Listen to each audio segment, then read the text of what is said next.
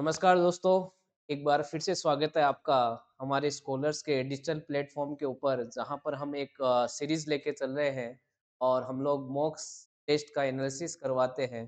तो इसी सीरीज के अंदर अपन आज ले रहे हैं अपना नेक्स्ट मॉक टेस्ट और उसका एनालिसिस रिगार्डिंग टू रीजनिंग। तो पहले क्वेश्चन की ओर बढ़ते हैं बिना किसी देरी के, बिना किसी विलंब के। तो पहला क्वेश्चन आपके सामने आप देख रहे हो, इस बार पेपर में पूछा गया है आपसे कि आपको दिए गए प्रश्न का मिरर इमेज बताना है, यानी दर्पण प्रतिबिंब आपको बताना है कि दिए गए प्रश्न का दर्पण प्रतिबिंब क्या होगा। तो सिंपल सा क्वेश्चन है, कोई मुश्किल वाली बात है नहीं। तो देखो, अगर मैं यहाँ दर्पण रखूंगा तो पहली बात तो मुझे जो पी है वो उल्टा दिखाई देगा। पी क्या दिखाई देगा? उल्टा कुछ ऐसा दिखाई देगा पी। समझ गए बात? तो ऑप्शन एलिमिनेट करते हुए चलो कि सर ये आंसर तो नहीं होगा। क्लियर है बात? और P के बाद ये जो 2 है ये भी तो मुझे उल्टा दिखाई देगा, जबकि यहाँ पे क्या दिख रहा है? सीधा दिखाई दे रहा है, तो ऑप्शन 2 तो एलिमिनेट हो गए। उसके बाद इस M को देखो तो M भी आपको कुछ इस तरीके से दिखाई देगा कि ये M वाला ये जो प्लस आपको दिख रहा है वो उस साइड दिखाई देगा। इसमें भी दे रहा है और इसमें भी दे रहा है। अब देखो कौन सा अक्षर से आपको चीजें अलग देखने मिलेगी। देखो आर को देखो, अगर आर की बात करूं तो क्या आपको आर कुछ ऐसा दिखाई देगा? तो आप कहोगे सर बिल्कुल आर ऐसा दिखाई देगा, यानी ऑप्शन नंबर क्या रह गया? डी रह गया। इस तरीके से ऑप्शन एलिमिनेट करते हुए चलो कि कहाँ पर कितना आपको जरूरत है समय देने की, वो भी आपके दिमाग में रहना चाहिए। तो ये था आपका पहला क्वेश्चन जो कि हमने सोल्व किया तेजी के साथ, और इसका आंसर क्या था आपका? डी। नेक्स्ट क्वेश्चन की ओर चलेंगे। Question number 2। क्वेश्चन नंबर 2 कहता है आपका कि अंग्रेजी वर्णमाला के आधार पर बी डी एफ आई जी आई के एन से एक निश्चित प्रकार से संबंधित है, उसी प्रकार से K M O Q P R T V से संबंधित है।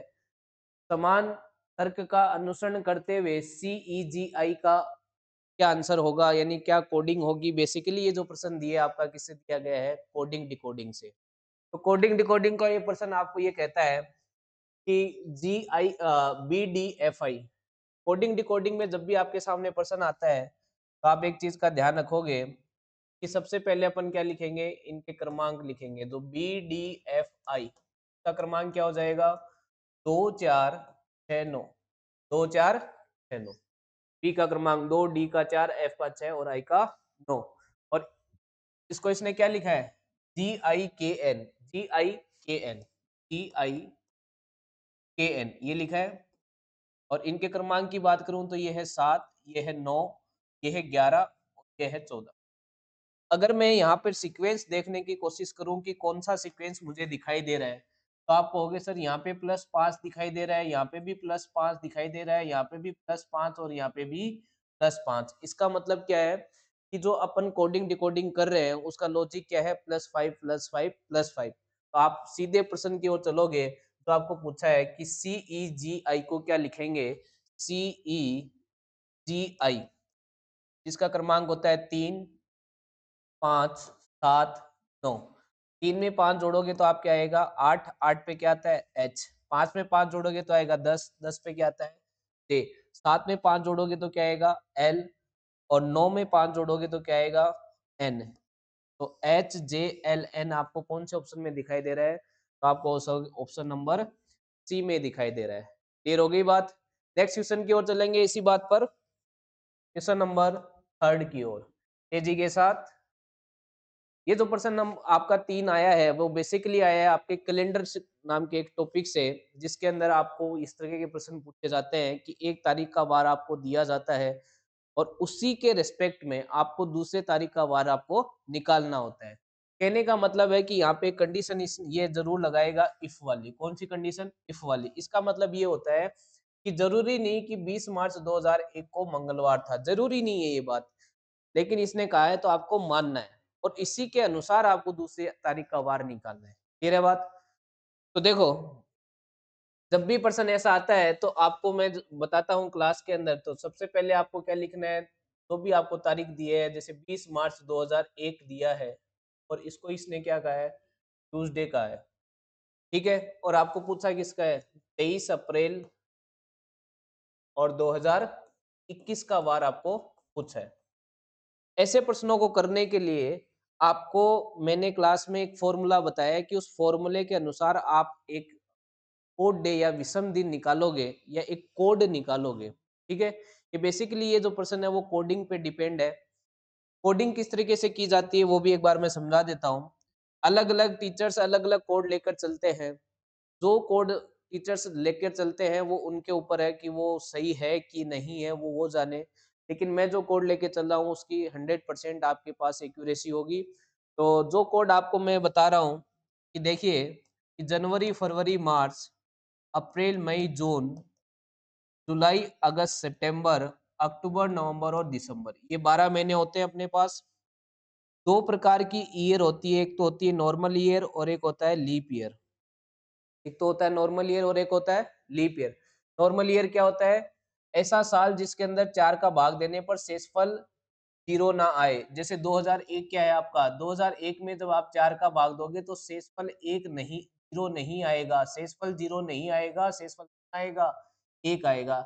1 आओ, 2 आओ या 3 आओ, लेकिन शेषफल अगर कुछ आता है, इसका मतलब वो जो है वो कौन-सा ईयर है? Normal year. और यहीं यहाँ पर अगर ये साल जो होता वो 2000 होता जिसमें 4 का भाग पूरा-पूरा चला जाता। बेसिकली यहाँ पे 4 का नहीं 400 का दिया जाता है। लेकिन अगर 4 की भी बात करें तो 4 का भाग भी जाएगा, तो लीप ईयर के लिए अपन देखते हैं कि 4 का भाग देने पर शेषफल 0 नहीं सॉरी 0 आना चाहिए और नॉर्मल ईयर में क्या होगा शेषफल 0 नहीं आएगा, ठीक है? ये सेंचुरी ईयर है इसलिए 400 का भाग दिया जाता है और बाकी कोई भी जैसे मान लो 2004 ऐसा कोई आपको साल देखने मिले तो यहाँ पे 4 का देख के देखते हैं कि लीप ईयर है कि नहीं। नॉर्मल ईयर के कोड जो हैं वो क्या होंगे? वो होंगे 733 याद करने का तरीका 733 फिर इनका 735 2 ज़्यादा 733 735 फिर 2 संख्या आएगी वो 600 से रिलेटेड होगी, एक छोटी 614 एक बड़ी 625। देखो कुछ टीचर्स ये जो कोड है वो इस तरीके की बताते हैं 144 025 036 146 ये कोड गलत नहीं है, लेकिन मैंने ये देखा है खुद ने ऑब्जर्व किया है कि कहीं न कहीं भले ही 1-2 क्वेश्चन में एरर आए, यहाँ से एरर आती है, तो मैं इन कोड को सजेस्ट नहीं करूँगा, आप इस कोड पे जाएँ। क्लियर है बात? अब देखो, ये कोड हो गए आपके 733, 614, 625 और 735 और लीप ईयर के अंदर केवल ये 2 महीने चेंज हो गए, एक के कम कर दो 6 और 2। ये तो हो गए आपके क्या? ईयर के कोड। ईयर के कोड के बाद आपको कौन से कोड याद करने हैं? Century code. सेंचुरी कोड का मतलब है शताब्दी, शताब्दी के कोड। शताब्दी कोड कैसे ज्ञात करेंगे? कोई भी शताब्दी उसमें कितने का भाग देंगे अपन? 400 का भाग देंगे। कितने का भाग देंगे? 400 का। तो शेषफल जो है वो या तो 0 आएगा या 1 आएगा या 2 आएगा या फिर कितने आएँगे? 3 इस प्रकार के शेषफल आपको देखने मिलेंगे। अगर 0 शेषफल आएगा तो कोड क्या होगा? 6 1 आने पर 4 2 आने पर 2 कोड होगा, ये कोड होंगे आपके और ये क्या होंगे? शेषफल, ठीक है? और 3 आने पर कोड कितना हो जाएगा? 0। ये हो गए आपके ईयर के कोड, ये हो गए आपके सेंचुरी कोड और लास्ट में आपको देखना है वार के कोड। यानी आपको वार के कोड की बात करूँ तो Sunday, Monday, Tuesday, Wednesday, Thursday, Friday और सैटरडे। इस तरीके से इनके कोड 0, 1, 2, 3, 4, 5 और 6 लिए जाते हैं। लेकिन इस प्रकार के प्रश्न में जहाँ पे 1 तारीख का वार दिया होता है, वो यहाँ पर ये कोड यूज़ नहीं करेंगे, केवल इन्हीं कोड का इस्तेमाल करेंगे। और करेंगे कैसे? एक फ़ॉर्मूले के थ्रू जो कि मैं आपको बताता हूँ। फ़ॉर्मूला याद करने का भी तरीका है आपका। फ़ॉर्मूला याद करने का तरीका क्या होगा? आपको क्या करना है? सबसे पहले क्या दिए? तारीख, तो सबसे पहले आएगी डेट प्लस फिर क्या दिया? मंथ, तो मंथ का कोड प्लस 2001 में 2 चीज़ें हैं, एक तो सेंचुरी है, ठीक है? सेंचुरी है और एक क्या है? Number of year. सेंचुरी अगर 2001 में बात करें तो 2000 सेंचुरी और नंबर ऑफ ईयर 2000 से कितने वर्ष आगे चले गए? तो आपने कहा 1 सेंचुरी कोड आएगा, उसके बाद आएगा नंबर ऑफ ईयर और इसके बाद नंबर ऑफ ईयर में कितने लीप ईयर है, ये भी आपको देखना होगा। यानी number of leap year divide by क्या करेंगे? 7 इस फॉर्मूले का इस्तेमाल करेंगे, ठीक है? तो सबसे पहले ये जो फॉर्मूला है वो इस जो प्रश्न में जो समय और जो तारीख दी हुई है उसके अंदर लगाना है। तो इसके अंदर अगर ये फॉर्मूला लगाऊंगा तो सबसे पहले आप देखो तो 20 तारीख आ गई, फिर आपका क्या है? महीना मार्च का है, महीना क्या है? मार्च का, तो मार्च का कोड क्या है आपके अनुसार? तो आप कहोगे सर 3 है। देखो जनवरी फरवरी होता तो मैं ये भी देखता कि नॉर्मल ईयर है कि लीप ईयर, जबकि जनवरी फरवरी है नहीं, सीधा मार्च पे जा रहे हैं अपन, तो मार्च का कोड सीधा सीधा कितना आ जाएगा 3। अब एक बात और सुने ध्यान से, बड़ी इंपॉर्टेंट बात है और इग्नोर ना करें। देखो यहाँ पर देखो कि सेंचुरी इस पर्सन में जो दी है वो 2000 है, और यहाँ पर जिस पर्सन की पूछी है वहां पर भी सेंचुरी, सेंचुरी तो वही 2000 है यहाँ पर भी, लेकिन नंबर ऑफ ईयर बदल गए हैं। तो अगर सेंचुरी की बात करूं तो यहाँ पे भी सेंचुरी 2000 थी, ऊपर वाले में भी सेंचुरी कितनी थी 2000, और नंबर ऑफ ईयर कितने थे? एक।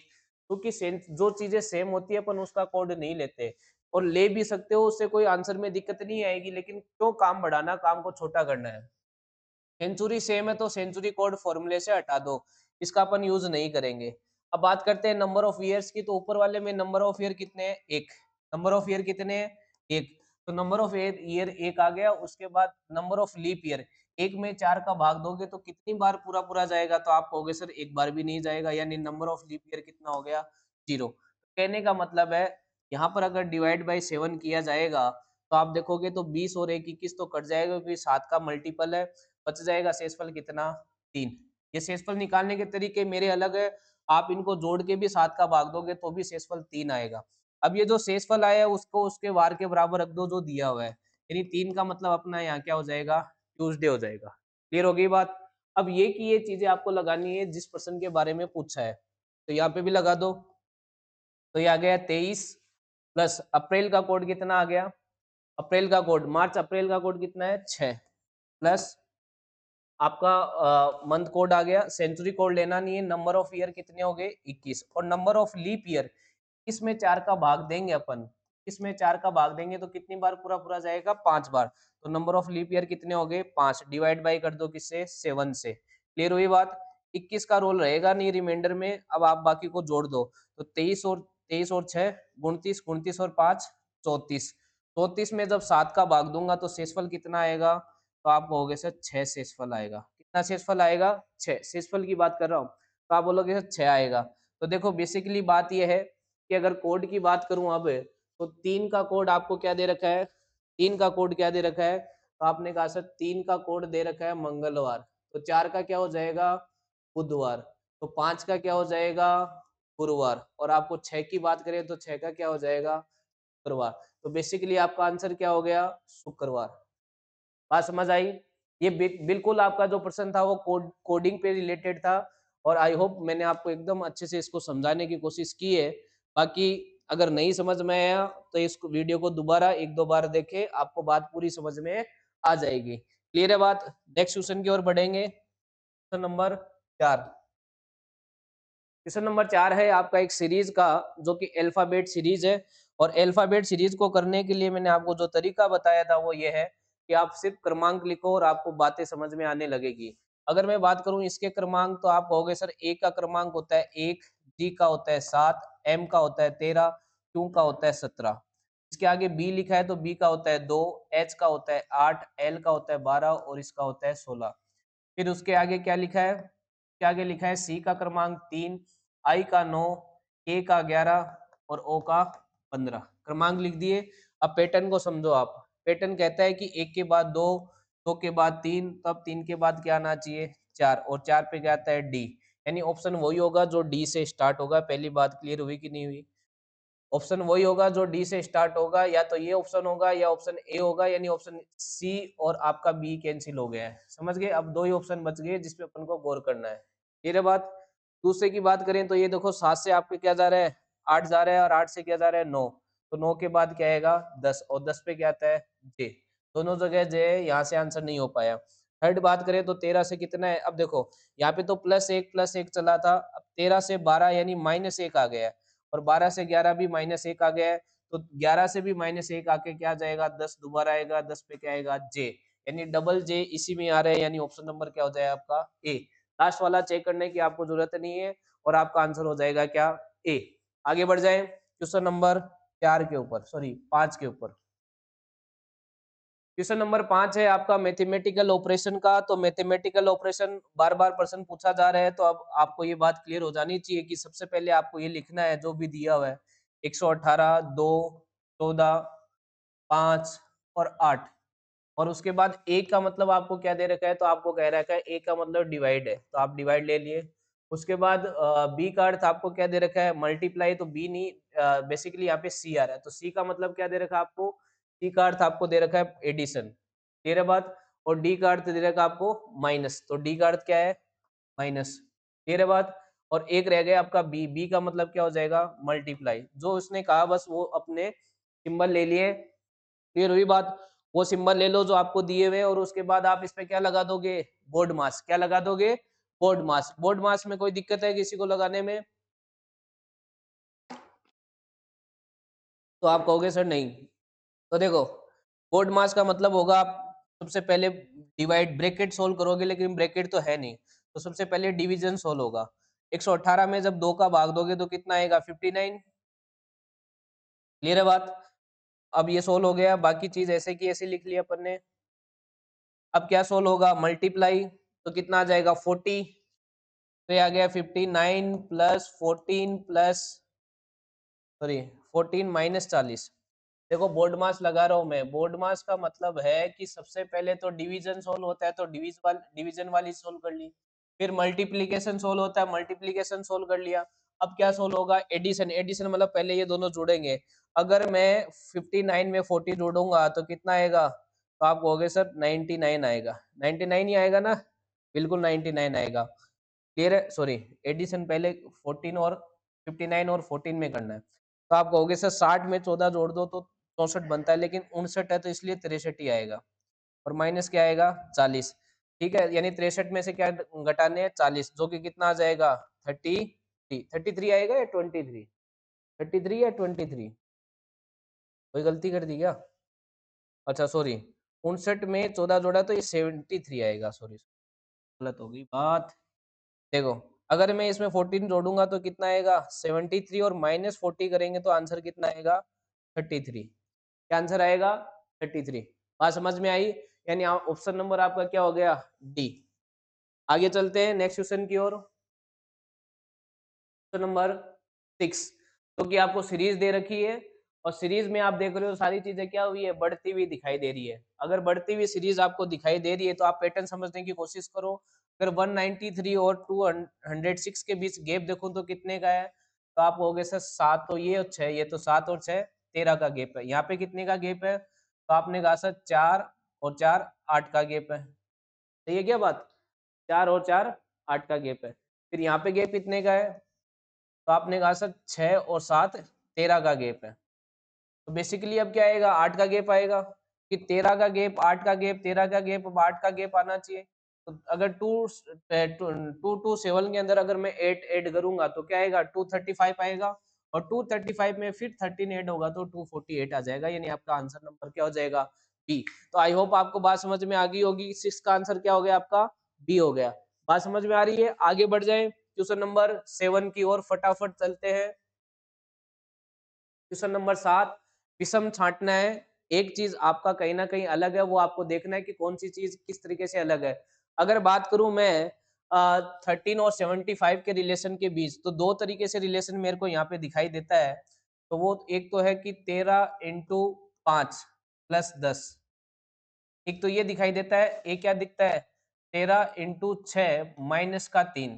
देखो 13 पंजो 65 प्लस 10 करूंगा तो 75 आएगा, और 13 गुना 6 माइनस 3 करूंगा तो क्या आएगा, 75 ही आएगा। आगे बात करें अगर 19 और 105 की, तो 19 को अगर मैं गुणा करूं 5 से और इसमें 10 ऐड करूं तो मेरे को क्या मिलता है, 105 मिलता है।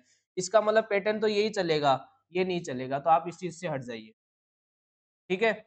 आगे इसमें अगर बात करें तो आप कहोगे सर 24 गुना 5 प्लस 5 करना है, जो सॉरी 10 करना है, जो कि बात बैठ नहीं रही है, नहीं बैठ रही है, क्योंकि 24 गुना 5 करेंगे तो बेसिकली मेरे हिसाब से 120 प्लस 10 130 आएगा, जबकि यहाँ पे क्या रहा है 125, तो ये आंसर हो सकता है, इसको चेक कर लो।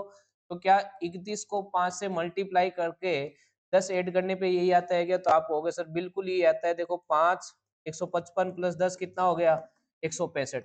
तो जो लॉजिक था 3 के अंदर वो सेम है, 3 में लॉजिक सेम है और इसमें लॉजिक अलग है, तो इसका आंसर क्या हो गया, सी, कि आपको ओड छांटना था। क्लियर हुई बात। अगर आपको ओड छांटना था तो इसके लिए आंसर क्या हो जाएगा आपका, सी। क्वेश्चन नंबर नेक्स्ट की ओर चलते हैं, क्वेश्चन नंबर 8 की ओर। क्वेश्चन नंबर 8, जो कि फिर से एक सीरीज का क्वेश्चन है और एक आसान क्वेश्चन है। फिर से मैं यही कहूंगा, अगर मैं ये कहूँ अगर सीरीज की बात करें तो सीरीज मुझे बढ़ती हुई दिखाई दे रही है, और बढ़ती हुई दिखाई दे रही है तो इनके बीच का डिफरेंस देखेंगे तो जो कि कितना है, 4 और 7 11 का, और इनके बीच डिफरेंस कितने का है तो आप बोल सकते 13 का। फिर इनके बीच डिफरेंस कितने का है तो आप बोलोगे सर 15 का। 11 13 15, तो अब गैप कितने का आएगा, 17 का आएगा। अगर 65 में आप 17 ऐड करोगे तो 5 और 7 12, लास्ट डिजिट 2 आनी चाहिए, एक ही ऑप्शन में है, तो आपका आंसर क्या हो जाएगा, 82। आंसर क्या हो जाएगा, 82। क्लियर हो गया बात? मैंने सिर्फ लास्ट डिजिट को देखा और मैंने आंसर क्या कर दिया, पी कर दिया। क्लियर हो गया बात? तो आप आगे देखें नेक्स्ट क्वेश्चन की ओर। क्वेश्चन नंबर 9 बहुत इजी क्वेश्चन था ये तो। क्वेश्चन नंबर 9 की बात करें तो ये एक ब्लड रिलेशन से वापस से आपके पास क्वेश्चन आया, और ये इसके ऑप्शन की वजह से ये क्वेश्चन खास बनता है। अगर इसमें बात करूं मैं, इसमें खास बात क्या है तो इसके ऑप्शन इसने जो सेट किए हैं वो अच्छे तरीके से किए हैं। चलो, जब भी ऐसा ब्लड रिलेशन का क्वेश्चन आए तो सबसे पहले इस लाइन को लिखनी है जो आपको पूछा है, m plus U minus H divide by S multiply by N. तो इसने कहा वो अपन ने लिख लिया। उसके बाद इसने क्या कहा कि प्लस का मतलब क्या है, सिस्टर है। प्लस का मतलब क्या है, सिस्टर, तो यहाँ पे सिस्टर लिख दिया। उसके बाद क्या है, माइनस, माइनस का मीनिंग क्या है, मदर है, तो मदर लिख दो। माइनस का मतलब क्या है, मदर। उसके बाद डिवाइड का मीनिंग क्या है, तो आपने कहा कि सर फादर है, तो फादर लिख दिया। और मल्टीप्लाई का मतलब क्या है, मल्टीप्लाई का मतलब है हस्बैंड, तो अपन ने क्या लिख दिया। अब जैसा कि मैंने कहा कि या तो अपन को इस साइड से चलना है या फिर क्या चलना है, राइट साइड से। राइट साइड से कब चलेंगे, जब a प्लस बी का मतलब a और b दिया हो, यानी सीक्वेंस सेम है, a प्लस बी और उसके बाद a और b आ रहा है। जब उल्टा है, a plus B means b is the sister of a आए, तो अपन लेफ्ट से चलेंगे, अदरवाइज किधर से चलेंगे, राइट से चलेंगे। अब डायग्राम बनाएंगे। n का हस्बैंड कौन है, n का हस्बैंड है s। अगर ये हस्बैंड है तो ये इसकी कौन हो गई, वाइफ। दोनों बराबर ही पीढ़ी के हैं तो अपन ने बराबर में बना दिया। फिर एस का फादर कौन है, एच। एस का फादर बना दो एच को, तो ये एच बन गया एस का फादर। और इस एच की मदर कौन है, यू। एच की मदर यू बना दो, ठीक है। और यू की सिस्टर कौन है, एम, तो यू की सिस्टर बना दो एम। इस तरीके से आपका डायग्राम कंप्लीट हो गया। अब आपको जो पूछा है वो समझो। एस का यू से क्या संबंध है, एस क्या लगता है यू का, एस क्या लगता है यू का। बेसिकली देखा जाए तो एस यू का पोता लगता है। क्या लगता है, पोता। क्या लगता है, पोता, यानी ग्रैंडसन। क्लियर है बात?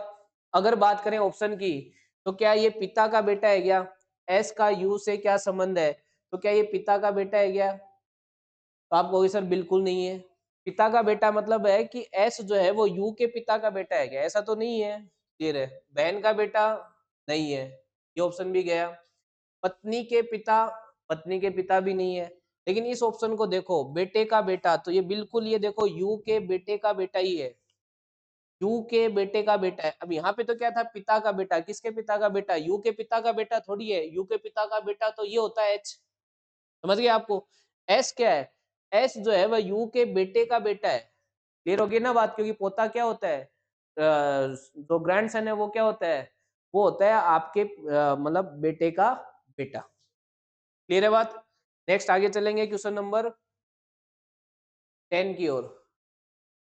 क्वेश्चन नंबर 10 है, आपको नंबर ऑफ रेक्टेंगल काउंट करने हैं, यानी आयतों की संख्या ज्ञात करनी है। फिर से एक इजी क्वेश्चन है। एक संख्या में आप आयत काउंट करोगे सब में आ जाए। अगर मैं इसमें बात करूं तो इसमें आयत कितने हैं, 3। एक तो ये, दूसरा ये, और तीसरा ये पूरा वाला। 3 आयत ये हो गए, 3 ये, 3 6, 3 9 और 3 12। अब ये तो ट्राइंगल है, इनका तो कुछ बनना नहीं है, तो कितने आंसर हो गए, इसका आंसर नंबर बी हो गया। तो आपका आंसर क्या हो गया, बी। आंसर क्या हो गया, बी। क्लियर हुई बात? अरे क्लियर हुई क्या बात? तो आप कहोगे सर बिल्कुल क्लियर हुई। नेक्स्ट क्वेश्चन की ओर चलें। तो नेक्स्ट क्वेश्चन की अगर बात करें तो क्वेश्चन नंबर आपका क्या है, 11। फिर से एक मिरर इमेज का क्वेश्चन है आपके सामने। अगर मिरर इमेज की बात करें तो मिरर जो पास वाली चीज है वो पास में दिखाई देती है आपको, सही है ना। तो ये कुछ मिरर इमेज की बात करें, आपको ये जो एरो है वो कुछ ऐसी दिखाई नहीं देगी क्या भाई, पास वाली चीज है तो ये सबसे पहले दिखाई देगी और फिर ये, ठीक है। यानी पहली बात तो ये कुछ ऐसी दिखाई देगी एरो, सबसे पहले एरो आएगी, तो ये तो नहीं होगा ऑप्शन, ये भी नहीं होगा। अब ऑप्शन बच गए ऑप्शन नंबर सी और option number D. Option C और डी में अंतर क्या है? ऑप्शन सी और डी में अंतर ये है कि इस एरो का, अच्छा सॉरी, इस एरो का किस तरीके से ये एरो दिखाई देगी, तो आप कहोगे सर ये एरो इस तरीके से दिखाई देगी, इस तरीके से दिखाई देगी, ना कि इस तरीके से ही दिखाई दे, इस तरीके से नहीं दिखेगी, ये एरो दिखाई देगी ऐसे, क्योंकि एकदम ये सेम चीजें बनेगी ये ऐसी, लेकिन विपरीत मुंह की ओर। क्लियर ना बात, क्योंकि लेफ्ट राइट चेंज हो जाता है, तो इसका आंसर क्या हो जाएगा? सी हो जाएगा, क्योंकि डी में तो ऐसी की ऐसी दी है। तो आपका क्वेश्चन नंबर 11 का आंसर क्या हो गया? सी। क्वेश्चन नंबर 11 का आंसर सी। एक बार फिर से चेक करना है, नंबर 11 का आंसर। अच्छा ये चीज तो डी में दिखाई दे रही है, मैं बोल तो सही रहा हूँ, आंसर गलत कर गया, आंसर नंबर डी होगा। देखो इसमें तो ऐसी की ऐसी दिखा दी ना, इसने ऐसी की ऐसी दिखा दी, जबकि मैंने कहा कि इसका फेस क्या होगा? बाहर की ओर होगा, मतलब खुला हुआ होगा। क्लियर है बात? तो आपका आंसर क्या हो जाएगा? डी होगा, इसका सी नहीं होगा, इसका आंसर क्या होगा? डी। 11 का आंसर क्या होगा? डी। नेक्स्ट चलते हैं क्वेश्चन नंबर 12 की ओर। क्वेश्चन नंबर 12 एक आपका बहुत ही अच्छा क्वेश्चन था। बेसिकली ये जो क्वेश्चन है आपका, ये दो चीजों का मिक्सचर है। एक तो कंटिन्यूअस सीरीज और एक आपका कोडिंग डिकोडिंग, ये दोनों इसमें मिक्स है। अगर बात करूं टॉपिक की रीजनिंग के अंदर, तो इन दोनों टॉपिकों को मिक्स कर दिया इस क्वेश्चन। बहुत ही शानदार सीरीज बनाई, देखिए आप बात। आपको ये दिया हुआ है तो आप ऐसे लिख लो इसको, Z slash T S V Z V slash R slash X A N P slash E. ठीक है, मैं तो कहता हूँ इनके क्रमांक लिख लो। जहां पर बात आ जाती है कोडिंग की, तो क्रमांक लिख लेने चाहिए। मैंने क्यों कहा कि ये कंटिन्यूअस प्लस कोडिंग डिकोडिंग है, क्योंकि आपको कोई चीजें रिपीटेशन में दिखाई नहीं दे रही है, बस बढ़ती हुई दिखाई दे रही है। क्लियर है बात? तो देखो अगर मैं बात करूं इसमें टोटल अक्षर, तो आप कहोगे 1 2 3 4 5 6 7 8 9 10 11 12 13 14 15 और 16 है। 16 है तो अपन चार चार का पेयर बना लेते हैं। 1 2 3 4 का पेयर ही हो गया, 1 2 3 4 का पेयर ही हो गया, 1 2 3 4 चार का पेयर ही हो गया, और 4 का पेयर ही हो गया। अब मैं इनके क्रमांक भी लिख देता हूँ, ताकि आपको चीजें क्या रहे, आसानी से समझ में आए। जेड का क्रमांक 26 होता है, स्लैश टी का होता है 20, इसका होता है 19, बी का 22 26, और ये भी वी है ना आपका, हाँ बिल्कुल, ये भी कितना है 22। उसके बाद स्लैश आर का 18, स्लैश एक्स का 24, ए का देखो एक भी लिखेंगे और 27 भी लिखेंगे, क्योंकि ए 26 के बाद वापस से ए शुरू हो जाता है। ठीक है, इसी तरीके से एन का 14 16 स्लैश, और ई का 5 भी लिखूंगा, और मैं क्या लिखूंगा 26 और 5 31 भी लिखूंगा। क्या लिखूंगा? 31 भी।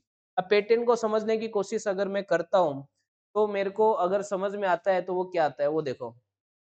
अगर मैं यहाँ पे बात करूं, तो एक चीज मुझे दिखाई दे रही है कि देखो -4 -4 -4, ये चीज दिखाई दी मेरे को। 26 से 22, 22 से 18 और 18 से 14, लेकिन पहला ब्लैंक तो यहाँ पे भरा ही नहीं जाएगा, तो यहाँ से आंसर नहीं आएगा। बात करें लास्ट वाले की, इसकी, जैसे ये सबसे पहले आ रहा है, अगर इसकी बात करूं तो इसके बाद आपको ये जो सीक्वेंस है वो समझ में नहीं आएगा अभी।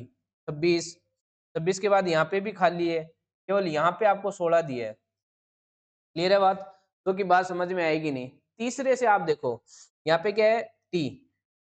टी का मतलब +2, +2 है यहाँ पर, और उसके बाद दोबारा +2 है। सही है ना? तीसरे में +2, फिर +2। अब आगे भी क्या आना चाहिए, यानी इस ब्लैंक में जो सबसे लास्ट में भरा जाएगा उसमें भी +2, और +2 करने पर यहाँ पे क्या आता है? जेड आता है। मेरी बात ध्यान से समझे कि लास्ट ब्लैंक, क्योंकि आंसर जो है वो एक पहला ब्लैंक ये है, और दूसरा ब्लैंक यहाँ पर जो आएगा, तीसरा ब्लैंक ये वाला, और चौथा ब्लैंक ये वाला। तो अभी जो अपन ने आंसर निकाला है जेड, वो लास्ट ही लास्ट में आपको दिखाई देगा। और मजे की बात देखिए कि आपको एक ही ऑप्शन में जेड दिखाई दे रहा है, यानी ये तो 100% बात सत्य होगी कि आंसर क्या आएगा? ए ही आएगा। आंसर क्या आएगा? ए। अब जब ए ही आंसर है, तो मैं इसको पूरा इस ऑप्शन से ही भर देता हूँ इसको, और चेक करवा देता हूँ आपको। आर का मतलब यहाँ पे क्या होगा? 18। अगर यहाँ पे आर हो तो यहाँ पे इसका क्या आ जाएगा? 18। और यहाँ पे डब्ल्यू है तो यहाँ का मतलब इसमें, यहाँ पे डब्ल्यू है तो इसका मतलब यहाँ पे क्या आ जाएगा? 23। और यहाँ पे एच है तो यहाँ पे कितना आ जाएगा? 8। पैटर्न को समझेंगे, 18 और 8 कितना होता है? 26। तो अभी भी आगे भी 8 आना चाहिए। 26 और 8 कितना होता है? 34। बोलोगे सर 34 नहीं आ रहा, अरे मेरे भाई अगर h की बात करूं तो h 34 ही तो होता है, 34 माइनस 26 करोगे तो क्या आएगा, 8 ही तो आएगा। h भी किस पे, 34 पे, और 34 के बाद आगे क्या आना चाहिए, 42, और ये p जो है वो 42 नहीं है, ये आपका 16 तो है ही, देख लो आप 42 माइनस 26 करोगे, आप जब 26 को दोबारा घटा दे तो आपको 16 ही मिलेंगे, और 16 पे वापस से p दिखाई दे रहा है, तो ये प्लस 8 का पैटर्न आपको यहाँ दिखाई दे रहा है। ठीक है, यहाँ पे लास्ट वाला पैटर्न भी देख लो, 19 से 4 जुड़ गया 23, 23 से फिर देखो 27 आ गया 4 जुड़ के, और फिर 4 जुड़ के 31 आ गया, तो ये पैटर्न आपका बन गया है पूरा एक्यूरेट, यानी एक केवल एक संख्या से आपका आंसर आ जाता है क्या, ए। तो क्वेश्चन नंबर 12 का आंसर क्या हो गया, ए। नेक्स्ट चलेंगे अपन क्वेश्चन नंबर 13 की ओर, 13 की ओर, जो कि कहता है कि 1685 से संबंधित है, समान तर्क से 26 135 से संबंधित है, तो समान तर्क से 37 किससे संबंधित है। तो बहुत ही इजी क्वेश्चन था, मैं तो कहूंगा इससे इजी कुछ हो नहीं सकता, कि अगर 16 को मल्टीप्लाई करेंगे 5 से और प्लस 5 कर देंगे तो ये कितना आ जाएगा, 85 आ जाएगा। इसी तरीके से अगर 26 को मल्टीप्लाई कर देंगे 5 से और प्लस 5 कर देंगे तो कितना आ जाएगा, 135 आ जाएगा। तो क्या मेरे को यही पैटर्न इस 37 पे लागू करना है, तो आप कहोगे सर बिल्कुल, 37 को गुणा करना है 5 से और प्लस 5 करना है, तो 37 को 5 करेंगे तो 7 5 35, 3 और 5 3 15 और 3 18, 185 प्लस 5 कितना हो गया, 190। तो ऑप्शन नंबर सी आपका आंसर हो जाएगा, यानी क्वेश्चन नंबर 13 का आंसर क्या हो जाएगा, सी। क्लियर होगी बात, आगे बढ़ जाए। ठीक है, क्वेश्चन नंबर 14 की ओर अगर बढ़ेंगे अपन, तो 14 क्वेश्चन क्या कहता है, हाँ, वो भी, ये भी एक वही मान लो आप एक तरीके से, कि जो रिलेशन ई के एम में और डी आई जे में है और एल पी टी और के एन क्यू में है, वही रिलेशन कौन से ऑप्शन में आपको दिखाई दे रहा है। तो मैं पहले पैटर्न को समझने के लिए इनके क्रमांक लिखूंगा, ई का कितना होता है 5, के का 11, एम का 13, डी का कितना होता है 4, आई का कितना होता है 9 और जे का कितना होता है 10। अगर पैटर्न की बात करें तो यहाँ पे मेरे को क्या दिखाई दे रहा है, -1, यहाँ पे क्या दिखाई दे रहा है -2, और यहाँ पे क्या दिखाई दे रहा है -3, यानी -1 -2 -3 दिखाई देना चाहिए। तो देखो पहले ऑप्शन की चले तो 16 -1 दिख रहा है, डब्ल्यू और यू के अंदर 23 21 -2 दिख रहा है, और जेड और इसके अंदर भी -3 दिखाई दे रहा है। क्लियर है, दोनों युग में समान पैटर्न में, तो क्या इसका आंसर नंबर ए ही हो रहा है क्या, बाकी को चेक करके देख लो। पी के अंदर तो -2 आ गया, पहली बार ये गलत हो गया। जे से 12 फिर से +2 दिखाई दे रहा है, ये भी नहीं होगा, क्योंकि पहले क्या दिखना चाहिए, -1 दिखना चाहिए। ए से -1 करेंगे तो जेड आना चाहिए, जबकि यहाँ पे क्या आ रहा है, एक्स आ रहा है। तीन ऑप्शन वैसे भी एलिमिनेट हो गए थे और पहला मेरा ठीक बैठ रहा था, यानी क्वेश्चन नंबर 14 का आंसर क्या हो जाएगा आपका, ए। क्लियर हुई बात, आगे बढ़ते हैं अपन नेक्स्ट क्वेश्चन की ओर, क्वेश्चन नंबर 15 की ओर। ये आपका एक अच्छा क्वेश्चन कह सकते हो आप, और इस पैटर्न के क्वेश्चन काफी आजकल देखे जा रहे हैं एग्जामों में।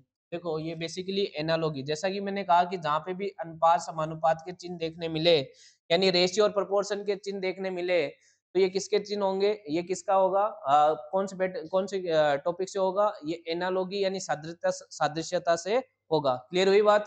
तो देखो यहाँ पे पैटर्न की अगर समझने की कोशिश करें तो 11 से 133 कैसे आता है, तो आप कहोगे सर पहले 11 को गुणा करो किससे, 12 से।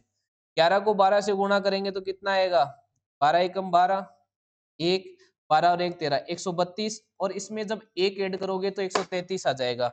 तो क्या समान पैटर्न आगे 22 और 507 में भी लग रहा है क्या, क्योंकि दो चीज ये दे रखी ना, तो दोनों से चेक कर लो। 22 को गुणा करना पड़ेगा आप किससे, 11 को गुणा किया इससे आगे वाली संख्या से, तो 22 किससे गुणा होगा, 23 से।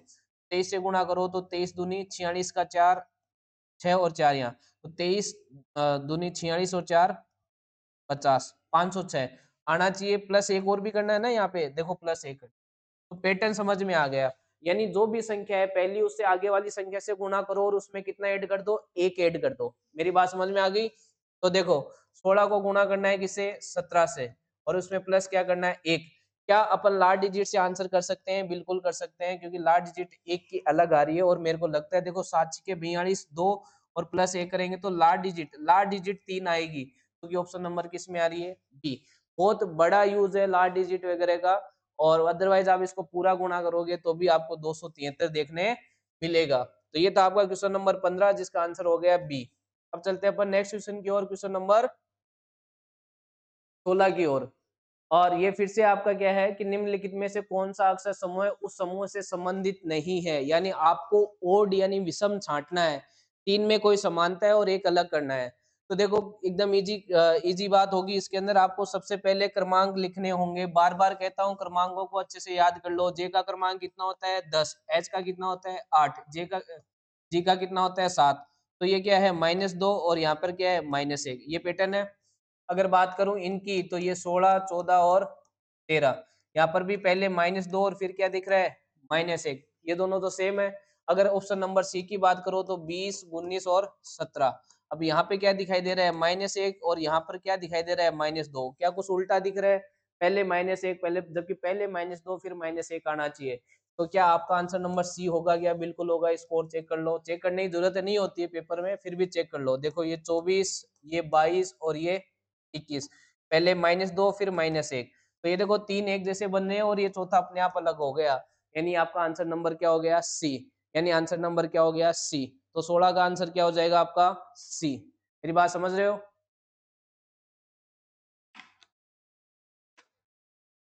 16 का आंसर क्या हो जाएगा सी। नेक्स्ट क्वेश्चन की ओर बढ़ते हैं, क्वेश्चन नंबर 17 की ओर। क्वेश्चन नंबर 17 की ओर देखो 17 है आपका फिर से कि एक कहीं ना कहीं तीन ग्रुप के अंदर कुछ समानता है, चौथा कुछ अलग है, तो वो कौन सा ग्रुप है आपको देखना है। अगर 143 की बात करूं तो मुझे एक चीज याद आती है, वो कौन सी आती है 144 याद आती है। तो क्या उस बात से कुछ बेटर है क्या बात? और एक चीज 144 कैसे आता है, इससे आगे वाली संख्या का अगर मैं देखूं स्क्वायर कर कर, जैसे 12 का स्क्वायर कितना होता है 144 होता है, तो 11 से आगे वाली संख्या 144 माइनस ए करूंगा तो 143 दिखाई दे रहा है। इसी तरीके से 7 की बात करें तो 7 के आगे वाली संख्या क्या है 8, 8 का स्क्वायर कितना हो गया 64, क्या माइनस ए करने पर आ रहा है? तो बिल्कुल आ रहा है 63, लेकिन ये नहीं आ रहा, ये तो नहीं आ रहा, इसका मतलब आंसर नंबर सी ही होगा।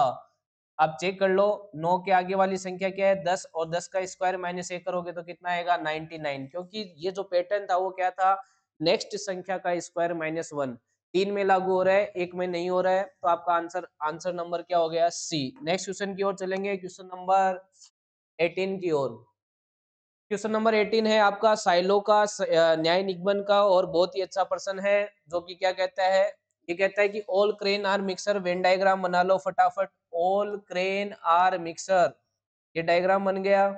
उसके बाद कह रहे हैं सम मिक्सर आर ट्रक, कुछ मिक्सर क्या है ट्रक, इसको इससे कनेक्ट मत कर देना क्योंकि सी और टी का कोई रिलेशन नहीं दिया हुआ है, आप मत बना देना। All trucks are vans, all trucks are van जो है वो भी यहाँ पे इस तरीके से ही बनाना है, ये ही होगा आपका सही डायग्राम। जब डायग्राम सही होगा तो आप क्वेश्चन आराम से कर दोगे। No crane is van, crane ये रही वेन ये, क्या क्रेन और वेन के बीच कोई रिश्ता दिखाई दे रहा है? अब ये थोड़ी बात समझना, भले डायग्राम में क्रेन और वेन का रिश्ता आपको दिखाई नहीं दे रहा हो और इसने ही कह भी दिया कि no crane is a van, लेकिन ये जो स्टेटमेंट है ये एक वास्तविक यानी रियल स्टेटमेंट है। ये रियल में कह रहा है कि कोई क्रेन क्या नहीं होगी, वेन नहीं होगी। अब एक बात बताओ, कहीं भी क्रेन और वेन के बारे में स्टेटमेंट में कहीं पे यानी कथन में कहीं पे भी क्रेन और वेन का जिक्र हुआ है क्या? आप बोलोगे सर नहीं हुआ।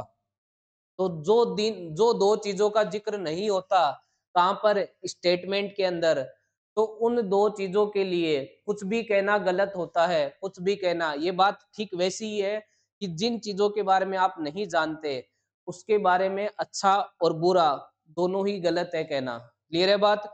क्योंकि क्रेन और वेन का रिश्ता कहीं भी स्टेटमेंट में नहीं दिया हुआ है, तो क्रेन और वेन का कोई भी रिश्ता मैं नहीं बता सकता वास्तविकता में यानी रियल में। ये संभावना बन सकती है, ये कहता ना कि no crane is a van possibility being possibility, तो संभावना के केस में ये बात सही हो सकती थी क्योंकि संभावना में तो सब कुछ हो सकता है, लेकिन वास्तविकता में ये कह देना कि कोई क्रेन क्या नहीं है, वेन नहीं है, तो ये चीज क्या हो जाएगी, गलत हो जाएगी। तो आपका पहला क्या हो गया, गलत। Some vein are mixes, some veins are mixes, some vein are mixes, देखो वेन और मिक्सेस के बीच रिलेशन बन रहा है, बिल्कुल बन रहा है। देखो ये मिक्सेस जो है वो क्या है आपकी वेन दिखाई दे रही है, यानी आपका आंसर नंबर क्या हो जाएगा see, only second flow follow sorry. तो आपका आंसर क्या हो जाएगा सी। यानी क्वेश्चन नंबर 18 की बात करूं तो आपका आंसर क्या हो गया सी, केवल दूसरा फॉलो कर रहा है। कई बच्चे इसको सही कराएंगे कि कोई ट्रेन वेन ये जो है ना, नो क्रेन इज वेन, कोई क्रेन वेन डायग्राम में नहीं दिखाई दे रही। मेरे भाई, जब चीजों के बारे में स्टेटमेंट नहीं कहता तो वास्तविकता में आप कुछ नहीं कह सकते, होने की भी और नहीं होने की भी। आगे चलें क्वेश्चन नंबर 19 की ओर। फिर से एक आपको कोडिंग डिकोडिंग दिखाई दे रही है, तो सीधी सी बात है, अगर कोडिंग डिकोडिंग आपको दिखाई दे रही है तो बस कोडिंग डिकोडिंग के अंदर क्रमांक लगा दो और आंसर निकाल दो। ई की बात करें तो क्रमांक 5, जी का 7, सी का 3, बी का 2। इसी तरीके से बात करें तो एम का 13, ओ का 15, के का 11 और जे का 10। अगर मैं बात करूं पैटर्न की, तो यहाँ पे 5 में 8 जुड़ा, फिर 7 में भी 8 जुड़ा, और 3 में भी 8 जुड़ा, और 2 में भी 8 जुड़ा। यानी बेसिकली +8 +8 +8 चल रहा है। तो मेरे को किसका निकालना है? के एम आई एच। के का क्रमांक होता है 11, एम का होता है 13, आई का होता है 9 और एच का होता है 8। 8 में 8 जोड़ूंगा 16 आएगा, और 16 का मतलब यहाँ पे क्या आ गया? पी। फिर 9 में 8 जोड़ूंगा 17 आएगा, यानी क्या आ गया? क्यू। फिर 13 में 8 जोड़ूंगा तो कितना आएगा? 21, यानी क्या आ गया? यू। और 11 में 8 जोड़ूंगा तो 19, यानी क्या आ गया? S. S U Q P. S U Q P आपका ऑप्शन नंबर क्या हो गया? सी। कोडिंग डिकोडिंग का इजी सा पर्सन। नेक्स्ट क्वेश्चन की ओर चलेंगे, क्वेश्चन नंबर 20 की ओर। क्वेश्चन नंबर 20 आपका फिर से एक ब्लड रिलेशन का क्वेश्चन है। तो ब्लड रिलेशन के क्वेश्चन में सबसे पहले आप इस चीज को लिखोगे जो भी आपको दी हुई है यहाँ पर, ठीक है? क्वेश्चन नंबर 20 नहीं भाई, 20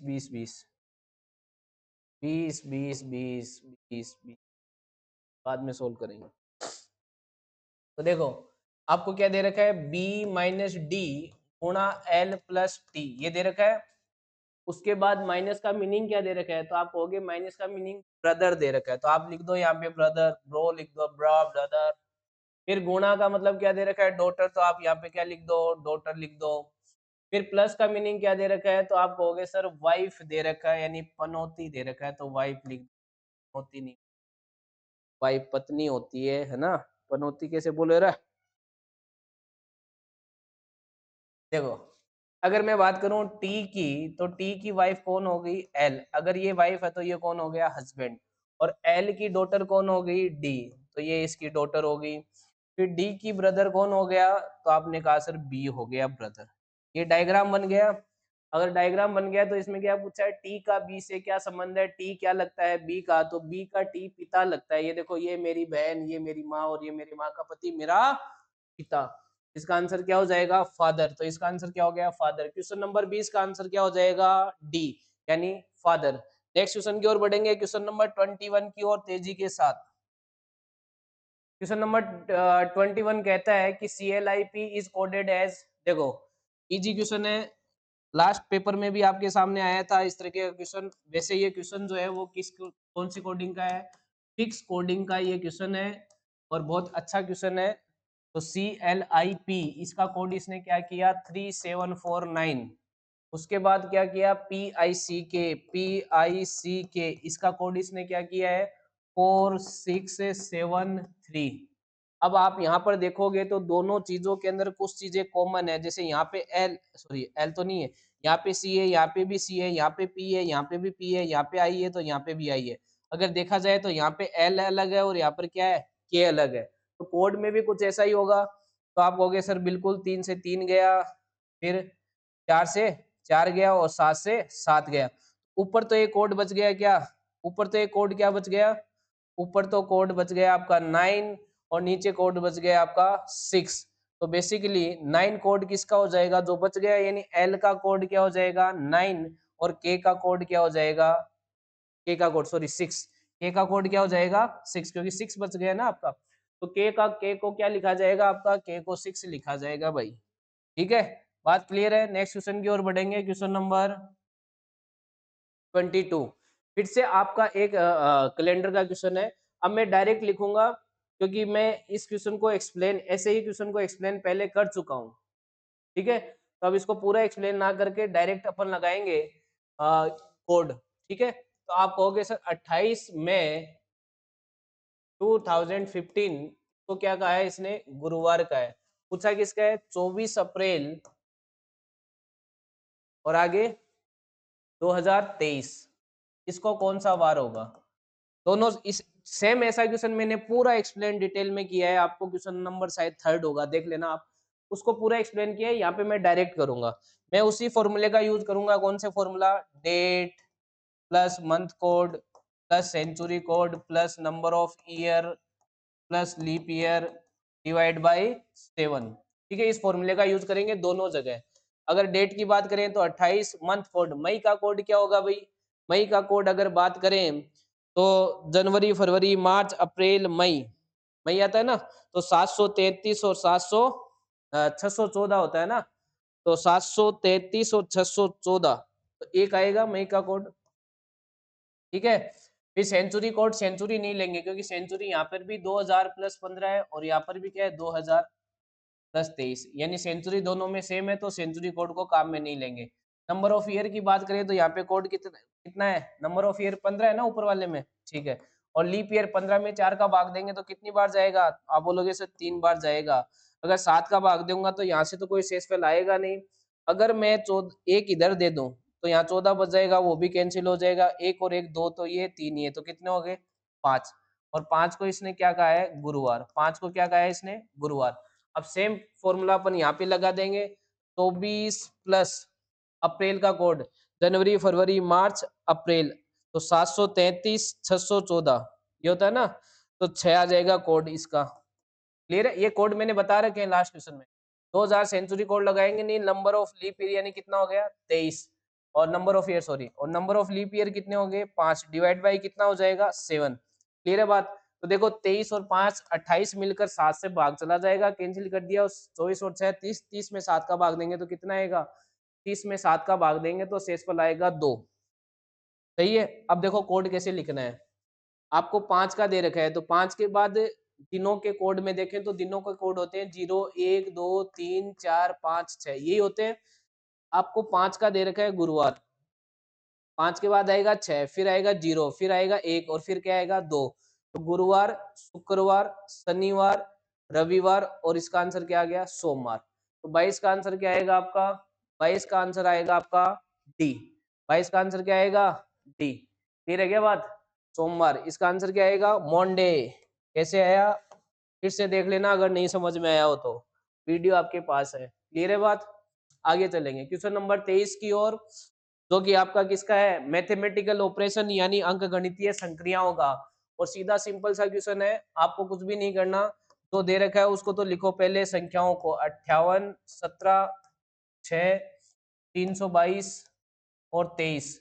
इसने कहा प्लस और माइनस को आपस में बदल दो, तो देखो प्लस और माइनस यहाँ पर है तो यहाँ पर तो लिख दो प्लस, और यहाँ पर क्या लिख दो माइनस, और डिवाइड और गुणा को भी बदल दो, यानी कहने का मतलब यहाँ तो कर दो गुणा और यहाँ कर दो डिवाइड। ठीक है, अब लगा दो बोर्ड मास, क्या लगा दो बोर्ड मास, यानी सबसे पहले क्या सोल्व होगा डिवीजन, यानी 23 का भाग दो इसमें तो कितनी बार जाएगा, 23 एकम 23, कितना बचेगा 9, चौक 92 14 आएगा, माइनस 6 गुणा 17, बाकी चीज मैंने ऐसी की ऐसी लिख दी। अब मैं गुणा सोल्व करूंगा तो 17 को 7 से गुणा करूंगा तो कितना आएगा 102 आएगा क्या, 102 माइनस का 14 और प्लस का 58। क्लियर है बात, अब 58 और 102 जुड़ेंगे पहले तो कितना आएगा 160, और 160 में से आप 14 घटा दो तो 10 गए 150, 4 गए 146, क्या आएगा आंसर नंबर डी 146, इसका आंसर आएगा, क्या आएगा 146, यानी आंसर नंबर डी। नेक्स्ट की ओर चले, question number 24, second last question, series का ये क्वेश्चन है। सीरीज वो भी कौन सी, डायग्राम की सीरीज चलती है और उस सीरीज के पैटर्न को आपको समझना होगा। चलो सीरीज में समझने के लिए सबसे पहले इसको एक कोई भी एक चीज को ले लो, आपने इसको लिया तो ये देखो एक में यहाँ क्लॉकवाइज चला, फिर अगले में कहा आएगा यहाँ आएगा, तो अगले में यहाँ आएगा, देखो यहाँ अगेन हाँ यहाँ आएगा, फिर अगले में क्या आएगा यहाँ, तो अब अगले में कहा आएगा यहाँ, यानी नीचे आपको दिखाई देगा जो भी स्टार होगा, इस तरीके से स्टार बनेंगे तो ये नीचे ही नीचे आ जाएगा, कौन सा ब्लैंक सर्किल, तो नीचे नीचे ब्लैंक सर्किल, इसमें तो दिखाई नहीं दे रहा ऑप्शन खत्म, इसमें भी नीचे दिखाई दे नहीं रहा ऑप्शन खत्म, इसमें भी नहीं दे रहा, ज्यादा देखने की जरूरत नहीं है, आंसर नंबर बी होगा, क्योंकि इसका पैटर्न तो समझ में आ गया था कि एक एक आगे बढ़ रहा है। जब इसका पैटर्न समझ में आ रहा तो मैं ऑप्शन एलिमिनेट कर सकता हूँ, क्योंकि इसकी जगह यही होगी, इसके अलावा कुछ नहीं होगी। और कहीं ऑप्शन में आपको और कहीं दिखाई नहीं दे रहा।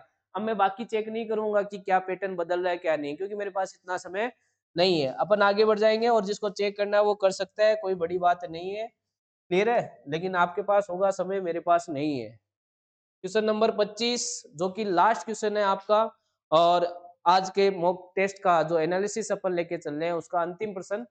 तो ये कहता है कि जो ये फ्लोवर है FLOWR इसको 85 लिखा जाता है। तो ये कोडिंग डिकोडिंग का एक अच्छा प्रश्न है।